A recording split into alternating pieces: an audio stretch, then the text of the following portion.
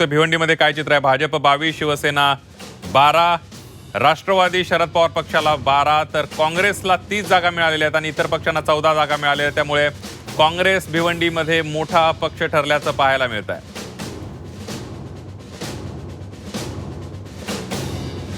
ठाण्यामधलं आपण चित्र बघूया. ठाण्यामध्ये भाजपला 37,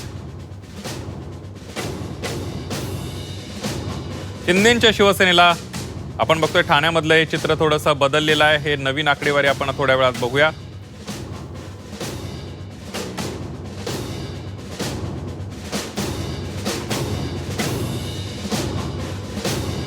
भाजपनं मोठं यश मिळवताना पाहायला मिळत आहे.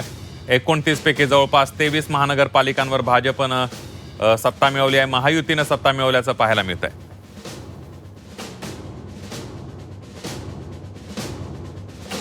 अनेक महत्त्वाच्या महापालिकांवर भाजपनं वर्चस्व गाजवलेलं आहे आणि त्याचबरोबर महायुतीनं सुद्धा अनेक ठिकाणी यश मिळवताना महायुती पाहायला मिळते आहे.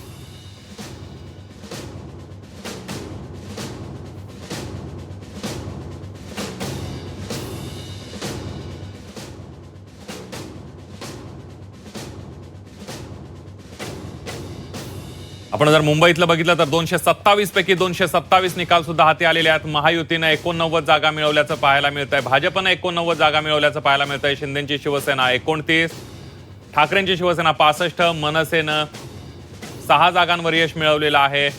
काँग्रेसला 24 जागा मिळाल्याचं पाहायला मिळत आहे आणि इतर पक्षांना 13 जागा मिळालेल्या आहेत.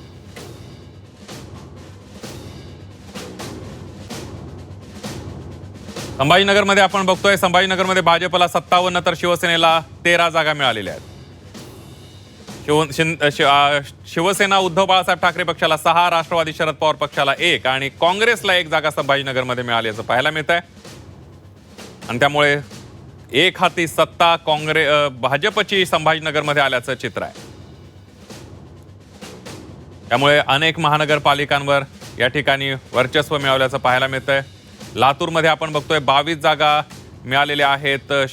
भाजप मोठा पक्ष पाहायला मिळतोय, तर 47 जागा मिळवत काँग्रेस मोठा पक्ष पाहायला मिळतोय. एकंदरीत आपण बघितलं काँग्रेसची कामगिरी जी आहे ती जबरदस्त झाल्याचं पाहायला मिळतंय लातूरमध्ये. कारण लातूरमध्ये रवींद्र चव्हाण यांनी